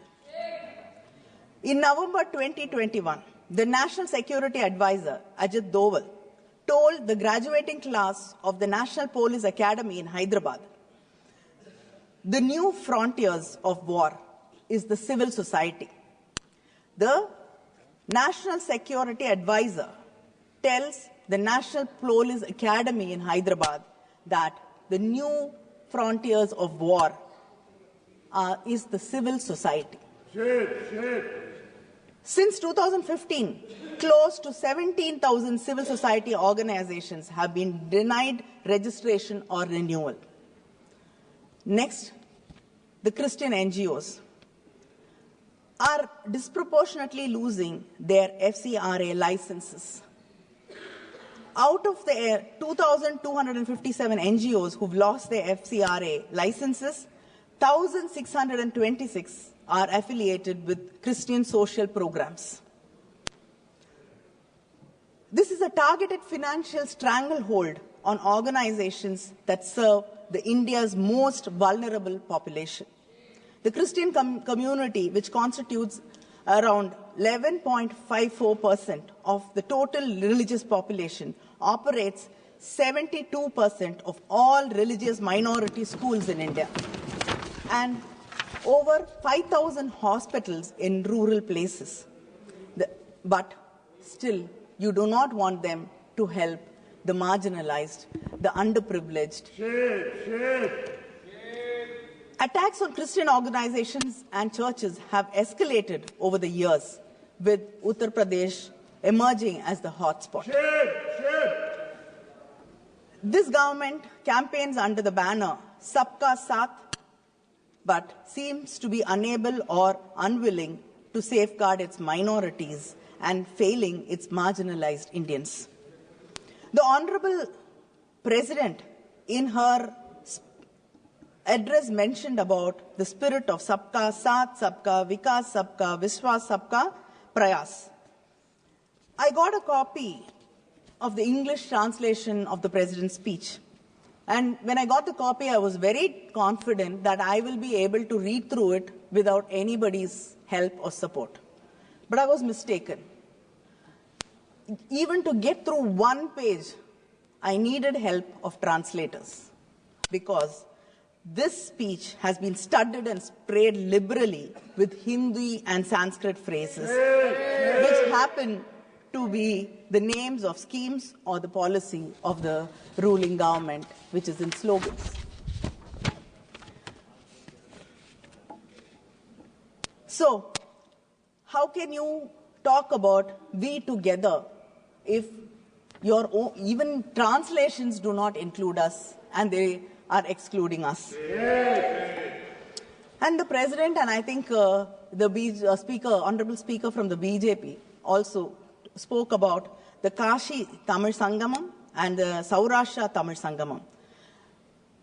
You remember all these only during elections. Okay, but let us leave that alone. But for you, Tamil seems to start in Kasi and end in Gujarat. But it is a living language. I'd like to ask, if you really care about, you quote Tirukkural also, and I think that only mention of Tamil Nadu or anything Tamil in the budget was Tirukkural. Nothing apart from that. So, between 2014 and 2022, the union government has allocated 74 crores for the Central Institute of Tamil Nadu, in Tamil Nadu. Whereas it has allocated to the Central Sanskrit University 1,487.81 crores. We don't have staff in the Central University. We do not have epigraphists to decipher Tamil inscriptions. The President, in her speech, proudly proclaimed that manuscripts are being digitized. I'd like to bring it to the notice of this House that the Tamil manuscripts in Tamil University in Tanjavur are being digitized with the help of the British Library in London instead of the support of the Union government. Legislature, judiciary, and the executive are three pillars of the democracy. But this government is undermining all three.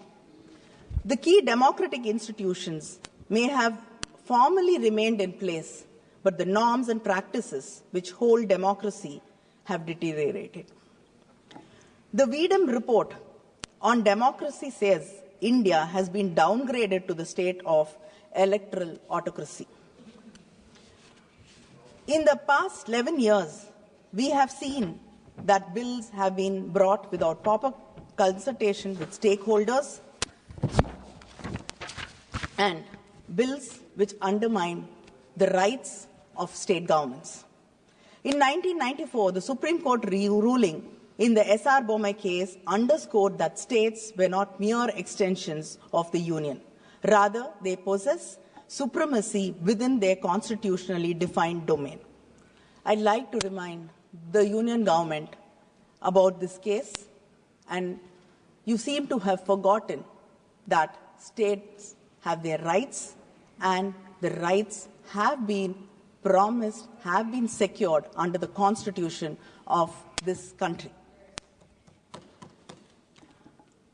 I'd like to just go through a list of the bills which were passed in this House. The Electricity Amendment Bill, Act 2022. It sought to allow multiple private distributors in state-controlled power sectors, reducing state governments' control over the electricity distribution. Mines and minerals. This act, which enabled the Union government to auction tungsten in Aritapatti in Madurai without the consent of the Tamil Nadu government. The Chief Minister had to bring a resolution in Assembly against this, and the continuous protests of the people of Aritapatti. Only after that did you withdraw this. The Dam Safety Act 2021 further gave the Union government the power over dams across states. The Forest Conservation Amendment Act diluted state control over forests, allowing infrastructure development in forests without state approval, affecting tribal and environmental rights. The three criminal laws, Bharatiya, Nyaya, okay, whatever. Actually, when a very senior lawyer, when I asked him to explain what this bill was about, the first thing he told me was, first let me get the translation, and then I will be able to explain it to you. The national education policy, which you are very, very, very proud of, it imposes a uniform education policy disregarding the distinct linguistic and educational priorities of the states like Tamil Nadu, Karnataka, Andhra, Kerala, and Telangana. The farm laws, I don't have to talk about it. The Union government seems to have forgotten that education is under the concurrent list, and it is not in the Union list. The UGC draft regulation 2025, which ultimately wants to centralize control over university leadership, particularly through appointment of vice-chancellors, undermining the federalism of overriding state laws and imposing central criteria on state university.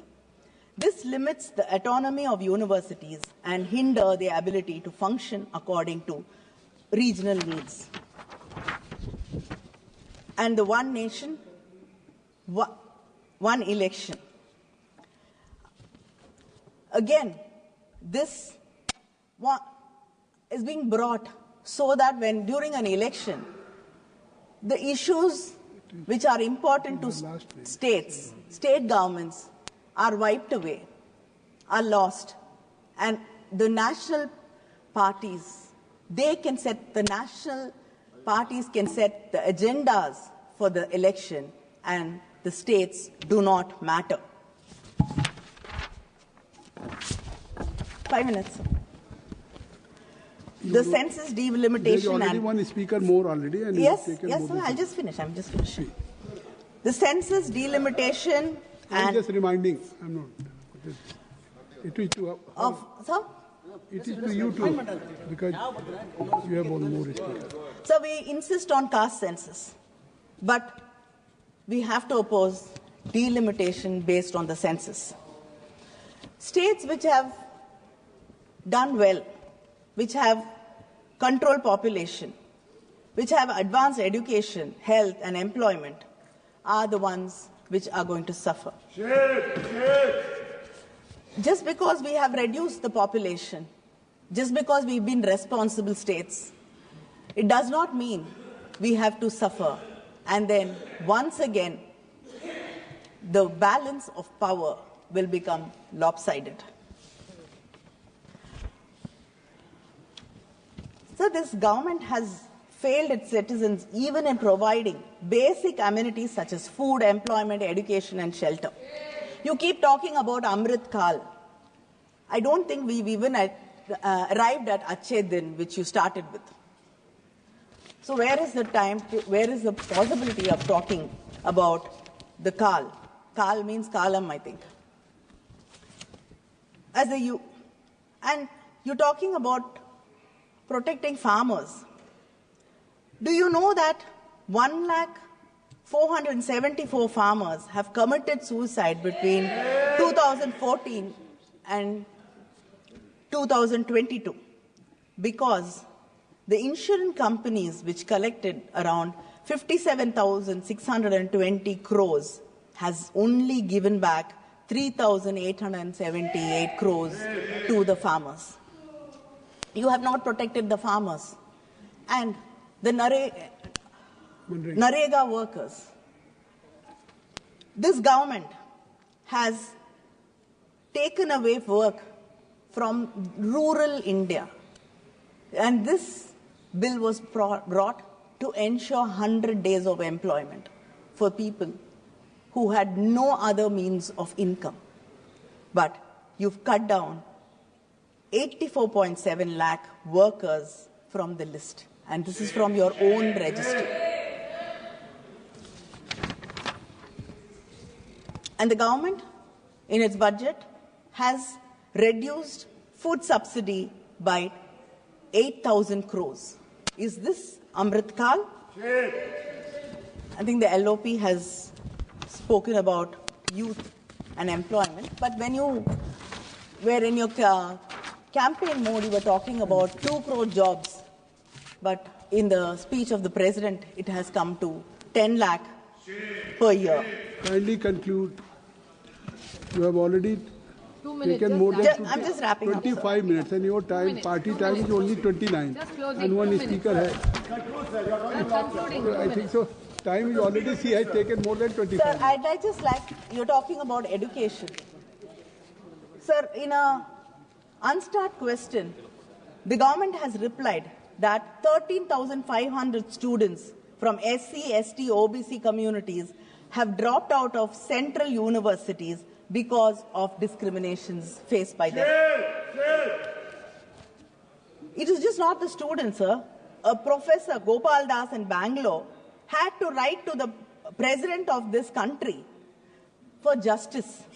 And in the investigation, it's been confirmed that there was workplace discrimination involving the dean and the director. The stories of Rohit Venemulas still continue. Kindly conclude. His words, "My birth is my fatal accident," still hurts our minds. Kani Moji ji, kindly. Just finishing, sir. Kindly conclude. You have already taken more than 25. So Your time Sir, is only 29. you're holding a stranglehold over the media. I think many people have spoken about how the media is being owned by some corporates who will never go against you.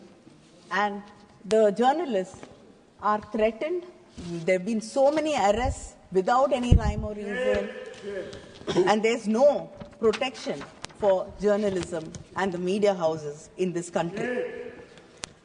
And to threaten the opposition, you have been using income tax, CBI, in ED. But now you found another new way, the governors. in non-BJP states, you use your governors to create confusion. Yes, all of us. Sir, I'd just like to...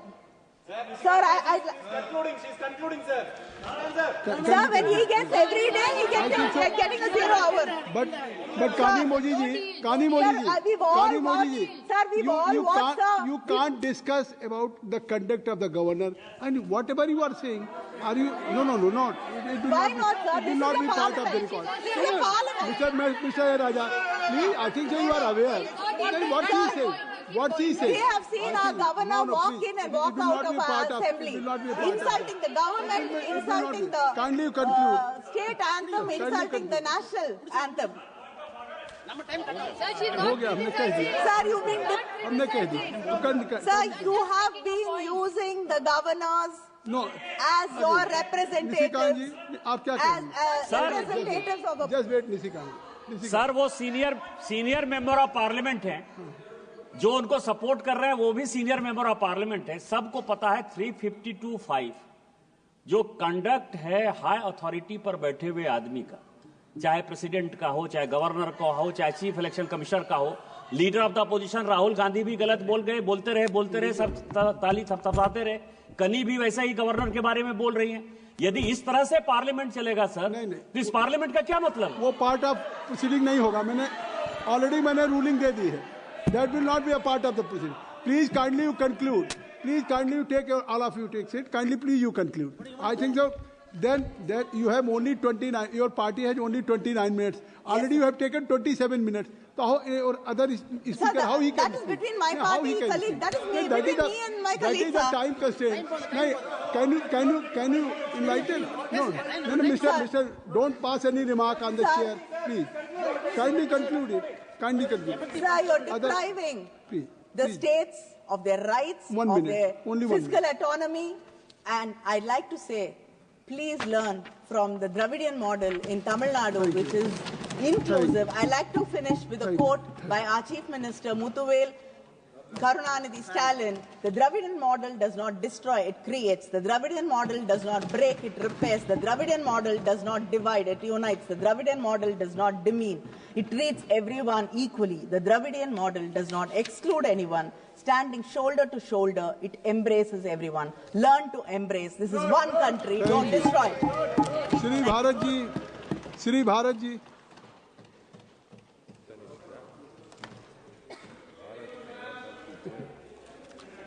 Sir, the mic is not switched on. Mic will be automatically on. Hello? You start, I think so. Mic will be functioning. Thank you, sir. You just start. I'd like to thank the President, ma'am, for her address to the joint houses. And I'd like to focus my speech on the celebration of 75 years of our Constitution, celebrating our democracy and the constitutional protection that we are all enjoying. A leader that spoke before me spoke about our neighbor, a powerful neighbor, where there's a lot of development. But what is development worth without freedom? I have studied and grown up in India, and I've seen the diversity that thrives in India. And if we don't protect the diversity, then I think development is possible. But then the allegations of the opposition will become even more perpetuated of power and wealth being concentrated in very few people. Sir, last night I was supposed to prepare for this speech. I got really late. But for some reason, I've been wanting to watch a movie for the last week. The name of this movie is V for Vendetta. I first saw this movie almost 20 years ago, and it had a profound impact on me, but I still wanted to watch it again. I don't know why I saw it. And as I saw the movie, the parallel to my state of Andhra Pradesh over the last 5 years was so clear. On September 9, 2023, my leader, Chandrababu Naidu Garu, was arrested. Our leader, Mr. Lokesh's Yuvagalam Padayatra, was abruptly stopped after 229 days. And we were all shocked. Soon after, less than a week after, we had the leader of Janasena Party, Mr. Pawan Kalyan, a senior leader in our party and popular actor, Mr. Balakrishna, and Mr. Lokesh go and meet our leader, Mr. Chandrababu Naidu, in jail. And as they came out and they announced, Mr. Kalyan announced that we are going in this together. Today it is not about me, it is not about the TDP, it is about the future of the state of AP and the future of the people of AP. That went on for 52 days with him being in jail. A lot of uncertain times. On October 31st, he was released. And I was fortunate to be there in the road as he was released and leaving the jail. And I was standing on my car and I had a vantage point. And as he was greeting the people that were there to see him after so long, we were able to lock eyes. As I saw his eyes and the depth in those eyes, there were tears rolling down my cheeks. And then we left, all of us moved to Amravati, the leaders of the party, the cadre, the family. But he only reached there 14 hours later at 6 a.m. in the morning. Someone who was in jail for 52 days, over the age of 70, still sitting in the car, not getting up and greeting people across the way, wherever people were there to see him. It gave us strength to fight, to see somebody like that. And then 6 months later, the campaign, the elections, 90 public meetings, almost 3 meetings a day. And all of this was not about him. It was about the future of AP. And I think what he felt, what was he feeling? His hope was to remind the world that fairness, justice, and freedom are more than words. They are perspectives. I'll be taking quotes in the movie through this, sir. And I think at that point he realized that he knew the people were feeling something that he knew all along. There is a long dialogue, sir, from the movie. I want to paraphrase it. Sir. It appealed very true to me. Sir. Pale, Krishna. Kuchon, it's okay. It doesn't matter. Krishna, it's okay. Please. Sir, please, order. Maintain order. Sir, I'd like to paraphrase. Please, continue. Address the chair. Please address the chair. Krishna. Sir, I'd like to paraphrase a dialogue from the movie that I saw last night. It really stuck with me. And I think if I were to paraphrase what my leader was asking of the people, addressing it to the people from his voice. So if you've seen nothing, if the crimes of this government remain unknown to you, then I would suggest you allow the 13th of May to pass unmarked. But if you see what I see, if you feel as I feel, and if you would seek as I seek, then I ask you to stand beside me 6 months from today, outside your voting booth, and together we shall give them a 13th of May that shall never ever be forgotten. And that's what the people have spoken, sir. We got a historic result of winning 164 seats in the alliance, I think with a vote share margin that was never seen in the history of Andhra Pradesh for over 40 years. But I'd like to go back, sir. What happened? What led to this moment? What led to this epiphany? In 2019, when we lost power and the new government came into force in the state of Andhra Pradesh, we very soon realized that fear became the tool of the government. Demolitions across the state, house arrests, assets being taken away. A recent example is the Kakinada port, which was taken over in a hostile manner. Fortunately, it has been reversed today. Financial and psychological warfare. And as the COVID started, we just saw that continuing. I'd like to make a quote here, sir. All of us were tested. I dare do all that may become a man. Who dares do more is none. From Macbeth. What does that mean? I have a responsibility to stand up and fight, but not to protect myself, but for the state.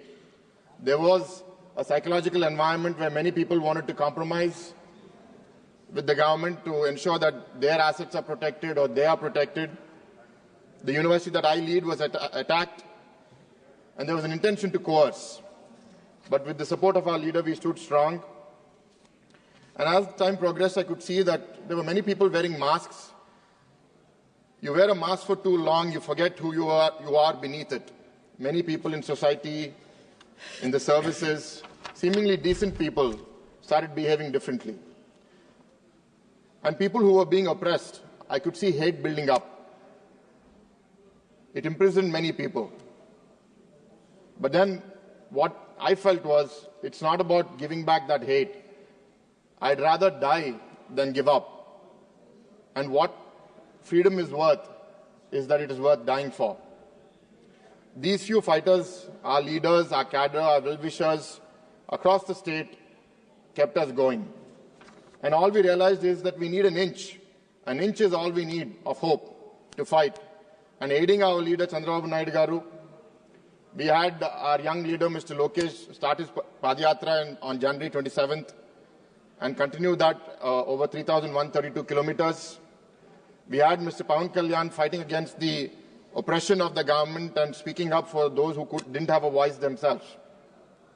And finally, as we came closer to the elections, the tide started shifting and people started realizing that every action will have an equal and opposite reaction. We had our graduate MLC elections where unanimously we won all 3 graduate MLC elections across different regions of the state, sending a signal to the people that time has come. But as that happened, the ones in power, the more power they felt they had, the more zealous they became, and that's what led to the arrest of our leader. False cases. I had to argue with some people who were supporting the government that if there is something wrong, they will arrest you.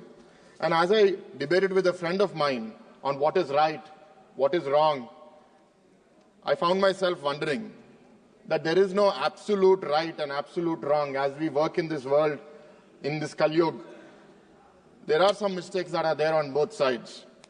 But more than individual right and wrong, there is something that the collective people will decide is right or wrong.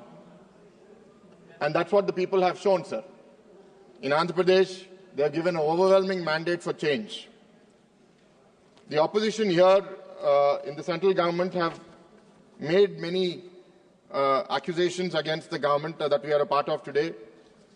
My question to them is, the population have decided, in spite of all these allegations, that India is in the safe hands of the NDA with the leadership of Narendra Modi ji, in the alliance with the Telugu Party, the Janasena and all other alliance partners from all over the country. Difficult times test our democracy, but people have believed in our institutions. So there's a popular saying that I get reminded of. We may have lost in 2019. So this saying goes, you can fool some people all of the time, or you can fool all of the people for some time, but you can't fool all of the people all of the time. And I'm glad that people have showed up and have given us the much needed relief to put the state back on track. I'm thankful for all the support. We have won the elections. We are here in front of you representing the government. And I'd like to come back to the Macbeth quote. I dare do all that may become a man. Who dares do more is none. I see an environment where people want retribution, revenge, but I feel that it's time to fulfill our responsibilities. Yes, to restore balance and justice, but not to go overboard. If we behave the same way that the government before behaved, then we are disrespecting the mandate that has been given. The state needs more than that. It needs hope for our citizens, for our youth. I'd like to conclude, sir. I don't know how I saw this movie last night as I was speaking on the President's address today in the Parliament. And as I've been in this journey long enough, I realized that coincidences don't happen just by chance. There is something greater at play. My takeaway, sir, is that when the intentions are good, when the intentions are pure, the universe reciprocates. And I think that it is reciprocated here also. With a renewed resolve, as a team, we are going to work together to build a better Andhra Pradesh, to build a better India and a better democracy for all of us to thrive in.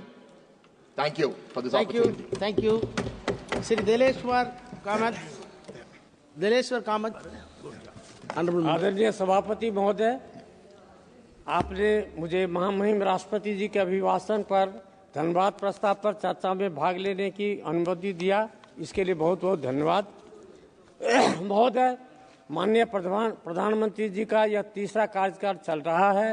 देश आर्थिक प्रगति के पथ पर आगे बढ़ रहा है। जल्द ही भारत विश्व की तीसरी अर्थव्यवस्था बनने वाला है। यह माननीय प्रधानमंत्री जी का संकल्प है। इसी संकल्प को पूरा करने के लक्ष्य के प्रारूप को महामहिम राष्ट्रपति महोदया अपने अभिभाषण में देश के सामने रखी है। देश में आर्थिक काल चल रहा है। अभी हाल ही में संविधान को अपनाने की 75वीं वर्षगांठ मनाई गई है। यह हमारे राष्ट्र के लिए गौरव की बात है। महामहिम राष्ट्रपति जी ने देश की आर्थिक उन्नति का रोड मैप के साथ सरकार के कार्यों की लेखा जोखा को सबके सामने प्रस्तुत की है। आज सरकार का मूल मंत्र सबका साथ, सबका विकास, सबका विश्वास और सबका प्रयास परिलक्षित होता प्रतीत हो रहा है। आदरणीय सभापति महोदय, नीति आयोग की रिपोर्ट और सरकार के प्रयास के कारण ही वर्ष 2024 तक देश में करीब 25 करोड़ लोग गरीबी रेखा से ऊपर उठ चुके हैं और अपने जीवन में आगे बढ़ रहे हैं। यह उल्लेखनीय प्रगति है। आयुष्मान योजना के तहत 5 करोड़ परिवारों को मेडिकल सुविधाएं और 70 वर्ष से अधिक के नागरिकों को आयुष्मान योजना के तहत मेडिकल सुविधा काफी सराहनीय कार्य रहा है। सभापति महोदय,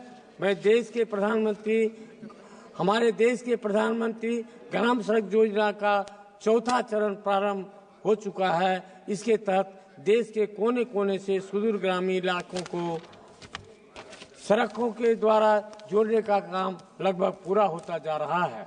यह देश के विकास में अहम योगदान देने का काम किया है।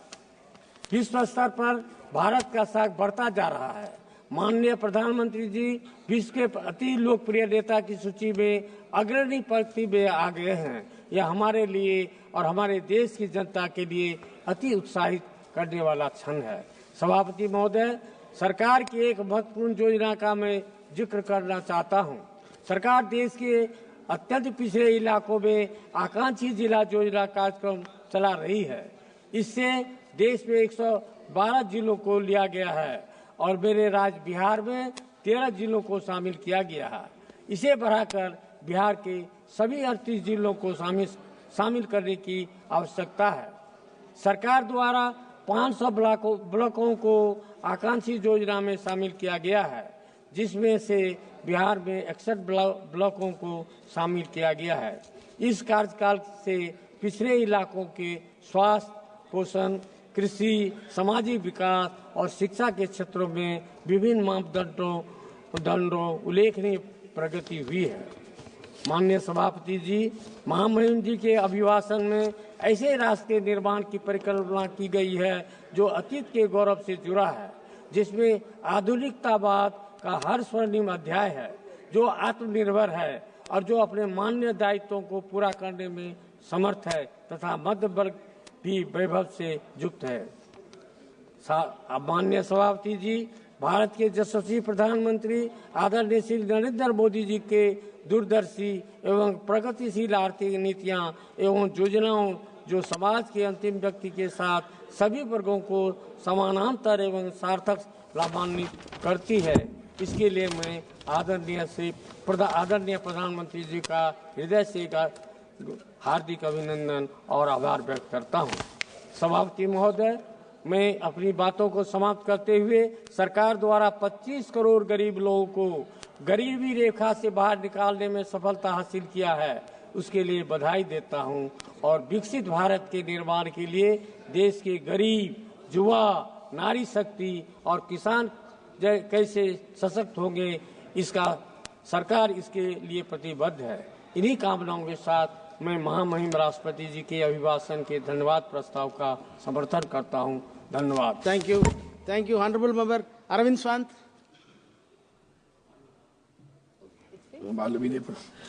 माननीय चेयरमैन सर, आदरणीय महामहिम राष्ट्रपति जी, उनके अभिभाषण के अभिनंदन प्रस्ताव पर मैं अपने विचार प्रकट करने के लिए खड़ा हूं और मुझे खेद होता है कि जिस तरह से आदरणीय महामहिम राष्ट्रपति जी ने जो भाषण यहाँ रखा तो लगा नहीं ये उनके मन की बात है। हम भी जानते हैं कि राष्ट्रपति, महामहिम राष्ट्रपति हो या राज्यपाल जी हो, ये जब भी भाषण करते तो सरकार से लिखित भाषण जाता है, वही उनको पढ़ना पड़ता है। और अपेक्षा थी कि महामहिम राष्ट्रपति जी अपने भी कुछ ख्याल या विचार उसमें प्रकट करेंगी, लेकिन वो तो हुआ नहीं। उन्होंने शुरू में ही प्रयागराज और डॉक्टर मनमोहन सिंह जी के बारे में संवेदना जताई। मैं भी उसका अनुमोदन करता हूं और उस संवेदना, बहुत गहरी संवेदना जताता हूं। खास करके प्रयागराज में जो हुआ वो बहुत ही वेदना देने वाली घटना हुई है, दुर्घटना। और मनमोहन सिंह जी के बारे में बात करूं तो ये सरकार, याद दिलाना चाहता हूं, ये सरकार थी, आदरणीय प्रधानमंत्री जी थे, जब वो राज्य के मुख्यमंत्री थे, तब जीएसटी को सबसे कड़वा विरोध करने वाला कौन था? तो भारतीय जनता पार्टी थी। आधार कार्ड को कड़वा विरोध करने वाला कौन था? तो भारतीय जनता पार्टी थी। आज वो सारे विचार जो मनमोहन सिंह जी ने रखे थे उसको ही उनको अवलंबन करना पड़ रहा है। उसी में समझ जाए कि दूर से दूर देखे, विजन किसे कहते हैं। आदरणीय हमारे प्रधानमंत्री जी मनमोहन सिंह जी बहुत विजनरी थे। उस वक्त जो अर्थव्यवस्था पूरे विश्व में जो हुई थी, ऐसी स्थिति में उन्होंने जो भारत को संवारा है उसकी सराहना करें उतनी कम होगी। या भूल जाते हैं कि इन्होंने पहले क्या कहा था, आज क्या कह रहे हैं। अब रही बात तो सर उनके विचारों में हाउसिंग फॉर ऑल ऐसा करके एक उन्होंने बोला है, हाउसिंग फॉर ऑल। मुझे समझ में नहीं आता है। मैं पिछले 10 वर्षों से बात करते आया हूं कि जब भी यह विषय आता है, you and me, everyone knows it, there is an encroachment on the lands of the government, on the government land.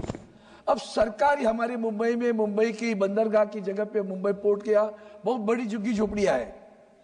वैसे और जगह रेल की जमीन पर झुग्गी झोपड़ियां है। हमारी महाराष्ट्र सरकार, आदरणीय वंदनीय शिवसेना प्रमुख बाला साहब ठाकरे जी ने एक सपना देखा कि मेरा कोई भी गरीब आदमी झुग्गी झोपड़ी में नहीं रहेगा, उसे अपना हक का घर मिलेगा। इसलिए उन्होंने SRA स्कीम लाई, स्लम रिहेबिलिटेशन अथॉरिटी बनी और उसके तहत इनको मुफ्त घर दिए जाते गरीबों को। अब रही बात, ये जो गरीब वहां बसे हुए हैं, हर बार प्रधानमंत्री Awas Yojana, housing for all, पक्का घर, पक्का नल से पानी, अरे कहाँ है भैया, कब होगा? मेरी महामहिम राष्ट्रपति से प्रार्थना है, खेद प्रकट करता हूं मैं। आपको ये पता नहीं है आज भी लोग ऐसे रहते, किसको पक्का घर दे? हम शहरों में रहते, किसको पक्का घर दे रहे आप? ये झुग्गी झोपड़ियां वाले ऐसे ही है। ऐसे ही राज्य की सरकार कोई एक स्कीम बनाती है, अगर उस स्कीम में से कुछ लोगों को केंद्र की सरकार के जमीन पे वो रहते हैं, उनको लाभ मिलता है, तो लाभ उन्हें देते नहीं दे केंद्र सरकार। वो कहती है केंद्र, तो राज्य की योजना है, हमारे केंद्र की यहाँ नहीं चलेगी। अब हमारे यहाँ बिडी चाल करके है, उसका पुनर्विकास होने का जो प्रकल्प है वो हमारी राज्य सरकार ने लाया। शिवड़ी के जो बिडी चाल के लोग हैं उनको नहीं मिलेगा, क्यों? क्योंकि केंद्र की सरकार पर वो बिल्डिंग खड़ी है। अनुमति कौन देगा? ये बैठे हैं सामने सोनवाल साहब, इनकी जगह पर है, वो मुंबई के बंदरगाह की जगह पर है। आज तक तुम्हें तो कुछ करना नहीं है, विन विन सिचुएशन है, राज्य की सरकार कर रही, कोई निजी संस्था नहीं कर रही है या कोई व्यापारी नहीं कर रहा है। आप आज 10 वर्ष तक अनुमति नहीं दे रहे। हाउसिंग फॉर ऑल बिल्डिंग ढाईने को आई, अब परमिशन नहीं देते और उसमें लिखते हो हाउसिंग फॉर ऑल। कहां से देंगे वो तो बताओ। हम जो बोल रहे हैं वो सच्चाई बोल रहे हैं, और इसलिए मुझे खेद प्रकट करना पड़ता है कि महामहिम राष्ट्रपति जी को इसकी भी जानकारी आज भी नहीं है, और आप जानकारी देना भी नहीं चाहते हो। वो बेचारी आपने दिया हुआ पढ़ती है। इसलिए आगे चलकर और बताता हूं, किसान सम्मान, आपके हर निर्णय, मैंने हाल ही में कहा था, भारतीय जनता पार्टी का हर निर्णय, ये भाई आप क्यों बोल रहे बीच में? किसान सम्मान योजना, मैंने जहां sir I am addressing you only, तो किसान सम्मान योजना अब 6,000 रुपए दे रहे हैं। और Honorable members, I will check the record. If it is anything objectionable, I will remove it. What is that? You tell me a sentence. What? You tell me a word. Forget about the sentence. I myself will withdraw. I will check the What I record. am saying is a perfectly correct things I am saying and on that. No sir, not at all. I have not yielded at all. मैंने एक भी शब्द ऐसा नहीं बोला है. वाक्य तो छोड़ो, शब्द भी नहीं गलत बोला है. अनुमति आप नहीं देते हो, पक्के करके वादा करते हो. इतना झूठा वादा, मुझे झूठा शब्द प्रयोग करने लगाना. प्लीज इसके लिए आगे बोलता हूँ सर. आगे चलकर जैसे आपने किसान सम्मान योजना, अभी हमने हर कदम भारतीय जनता पार्टी उठाती है वो राजनीतिक होता है, सामाजिक नहीं होता. 12 लाख कोड ऑफ कंडक्ट है. 12 लाख की घोषणा हुई. किसके लिए हुई? 12 लाख की घोषणा हुई ना, तो किसानों को 6000 या 12 लाख तक इनकम टैक्स फ्री करने वाले हम लोग. किसानों को बढ़ा भैया, वो ज्यादा अच्छा होता. स्वच्छ भारत, और हमने अपने अभी फोकस ऑन एजुकेशन. काय का फोकस है? आप क्या करते हो? आज भी सर इस देश में आप भी जानते हैं, हम भी जानते हैं, यहाँ बैठे हमारी बहन भी जानती है, ऐसे गांव हैं कि जहां एक टीचर है, एक शिक्षक है, कोई टीचर भी नहीं है. Quality and equality both should be maintain. Equality by, आज भी सर एजुकेशन सिस्टम में there is a disparity and discrimination, both are existing. Disparity by virtue of the education institute where it is situated. कहाँ school है? गांव में है. वो Covid के समय में डिजिटल चल रहा था ना, वो नेटवर्क भी नहीं मिलता था. क्या गांव में पढ़ाएंगे? वो एक टीचर है, एक ही क्लास में फर्स्ट सेकंड थर्ड फोर्थ बैठे हैं सब बच्चे. आज भी ये अवस्था है. बुरा नहीं है, लेकिन आप जो सोच रहे हो, आपका मतलब कैसे, आपका डायलॉग बड़ा अच्छा होता है, कृति बहुत कथनी और करनी में बहुत फर्क रहता है. आपकी कथनी बड़ी अच्छी लगती है सुनने में, कोई सुनेगा बोलेगा कितने संवेदनशील सरकार है यार, ये तो बच्चों के लिए तो सोच रही है. इक्वालिटी करते हो. सीबीएसई, आईसीएसई, तुम्हारा इंटरनेशनल बोर्ड. हाल ही में हमारे यहाँ एक छोटी सी क्लिप घूम रही सर. उन बच्चों को पूछा छत्रपति शिवाजी महाराज जानते हो? आईसीएसई के बच्चे नहीं मालूम. आपको पढ़ाया है? नहीं, हमारे बुकों में नहीं है, किताबों में नहीं है. एक लड़का कहता है, एक सिर्फ पैराग्राफ है छत्रपति शिवाजी महाराज का, एक पैराग्राफ. ये हमारी नई जनरेशन है जिनको इतिहास नहीं मालूम. छत्रपति शिवाजी महाराज मालूम नहीं, राणा प्रताप सिंह मालूम नहीं, गुरु गोविंद सिंह मालूम नहीं है. ये आगे चलकर हमें देश के बारे में, मिट्टी के बारे में प्यार करने वाले हैं. उसको पिताजी का नाम बताओ छत्रपति शिवाजी महाराज के, नहीं मालूम. This is the system, this is what is happening in education. ये जरा सोचो तो सही सर. इसलिए हम तरफ से बोल रहे, महामहिम राष्ट्रपति जी को मैं कहता हूं कि जरा इसमें भी ध्यान दे तो और अच्छा होगा, ताकि कान खींच ले सकती थी और बता सकती थी ये विषय आने चाहिए करके. आगे चलकर सर आपने पेंशन के बारे में बात की. 50% पेंशन. अभी भी वो हमारे पुराने लोग हैं, वो पेंशन के लिए तड़प रहे हैं.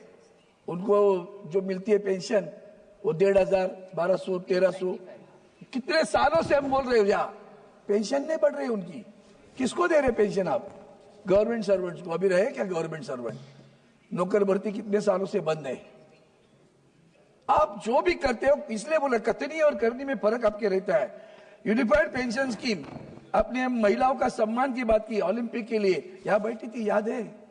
ओलंपिक प्राइज वाली हमारी बहन बैठी थी वहां बाहर. आपकी तरफ से एक आदमी देखने नहीं गया उनको, महिला भी नहीं गई आपकी, उनको देखने के लिए भागी वहां से. ये इसलिए बोल रहा हूँ कथनी और करनी में फर्क है.